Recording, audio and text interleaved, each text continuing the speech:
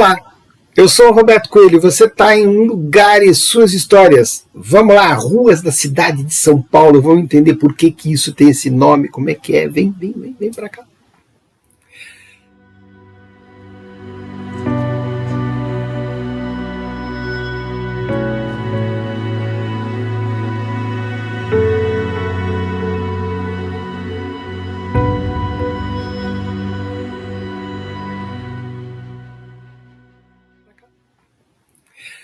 Antes de mais nada, promove o nosso canal, dá o seu joinha, assina o canal.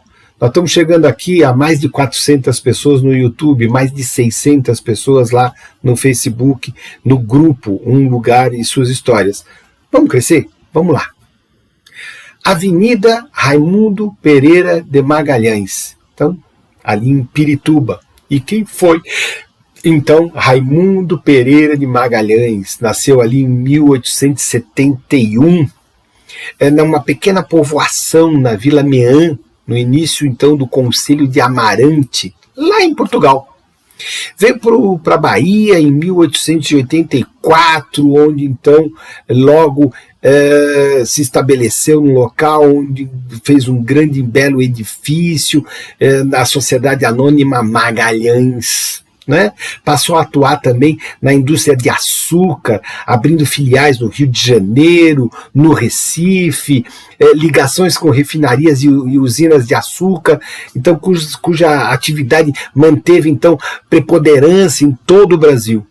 Ali em 1924 fundou na Lapa a Companhia Industrial Suburbana, onde então a Companhia Suburbana Imobiliária custeou então o saneamento de toda aquela localidade, alterando então inclusive uma longa extensão de braço do rio Tietê, utilizando cerca de 3 milhões de metros cúbicos de terra. Já imaginou isso? Então, aproveitou essa grande área para a instalação de indústrias, armazéns, dada então a vizinhança de duas grandes estradas de ferro, a Sorocabana e a São Paulo Highway, ou então o Santos Jundiaí. Então, você imagina o que foi esse alagamento todo, essa coisa toda, e essas ideias de subramais, então Sorocabana, Santos Jundiaí, terrenos de ligações férreas, industrialização. Aí implantou a Companhia Anderson Clayton, os armazéns gerais do estado de São Paulo, o Moinho da Lapa, serrarias, para facilitar então a vinda de operários para essa indústria localizadas. Então foi feita então a Companhia Suburbana, doação de terras e terrenos na estrada de ferro Santos Jundiaí, ali pela altura do quilômetro 88 da estrada, Lapa até Pirituba, para então construir as estações de trens de subúrbios. Então, por isso que quando você pega ali a Avenida Raimundo Pereira de Magalhães, ali em Pirituba, que está entre essas duas grandes estradas de ferro, está aí porque que o nome está lá colocado. Então, às vezes você fala, nossa, vou pegar Raimundo Pereira ali, e você não sabe quem foi o Raimundo. Está aí, está dada a história. Vamos para outra?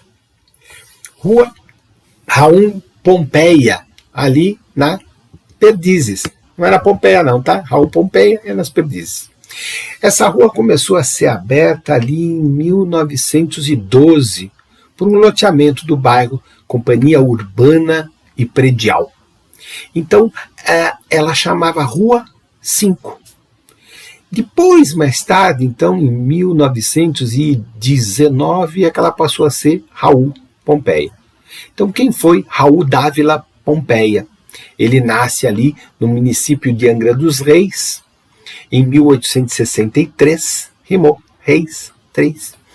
Filho do Antônio Dávila Pompeia e Rosa Teixeira Pompeia, tradicional família rica fluminense. Transferiu-se cedo com a família e a corte e foi matriculado então no colégio Abílio, dirigido pelo educador Abílio César Borges, ou então o Barão de Macaúbas. E aí então, mesmo lá em Salvador, educando então, Castro Alves, Rui Barbosa, o estabelecimento de ensino adquiriu uma grande reputação. Passando então esse ambiente familiar, austero, fechado, para uma vida de internato. Raul Pompeia, então, entrou em choque profundo, não é? Com contato com estranhos.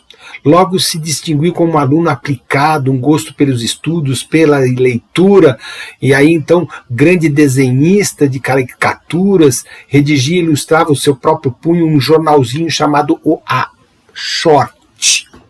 Em 1879 ele se transfere então para o Colégio Pedro II, onde ele vai ter estudos preparatórios aí, e aí então ele vai escrever um pequeno livro chamado Uma Tragédia no Amazonas. Em 1891, começou um curso de Direito, aqui, na cidade de São Paulo.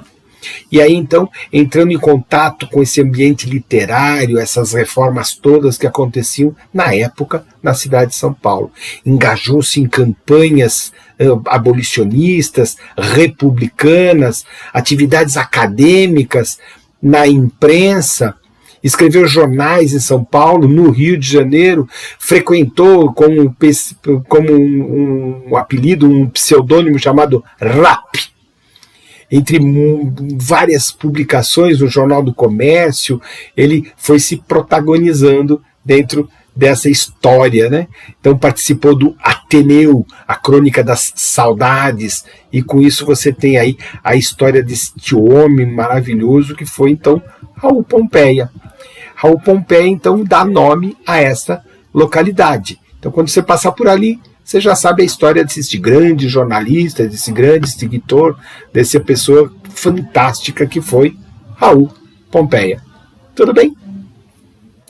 Vamos para outra. Avenida Rebouças. Nossa, quanta gente não passa na Avenida Rebouças ou fica parado nela nos dias de congestionamento, né? Avenida Rebouças. Antônio Pereira Rebouças Filho.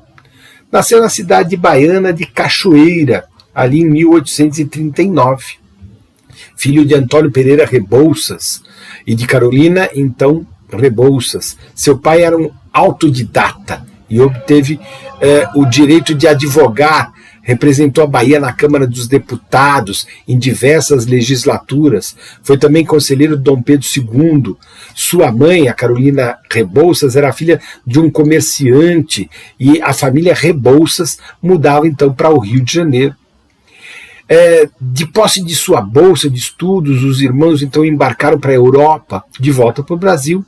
O então Antônio Pereira Rebouças faria uma carreira brilhante, seria uma grande pessoa de obras e fortificações de Santos, Paranaguá, ali em Santa Catarina. Foi também responsável pela construção da estrada de ferro Campinas, Limeira até Rio Claro, da ponte de ferro do rio Piracicaba, também a estrada de ferro Antonina em Curitiba, no Paraná, fantástica, concluída ali em 1873.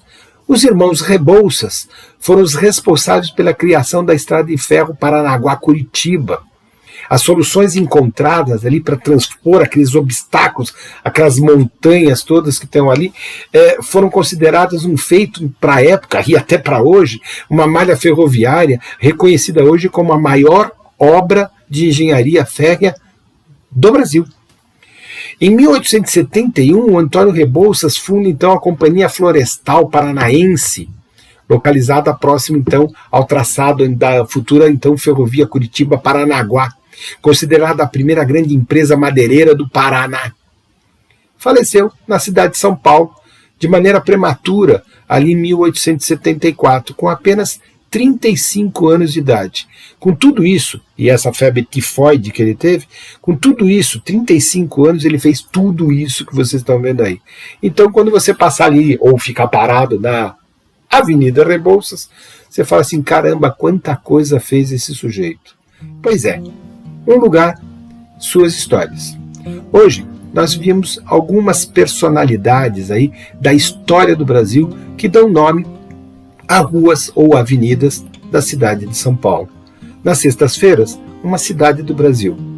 Vem para cá, vamos aprender um pouco mais e entender por que as coisas têm esses nomes, por que as histórias são contadas, por que um lugar e suas histórias. Te espero lá. Até mais.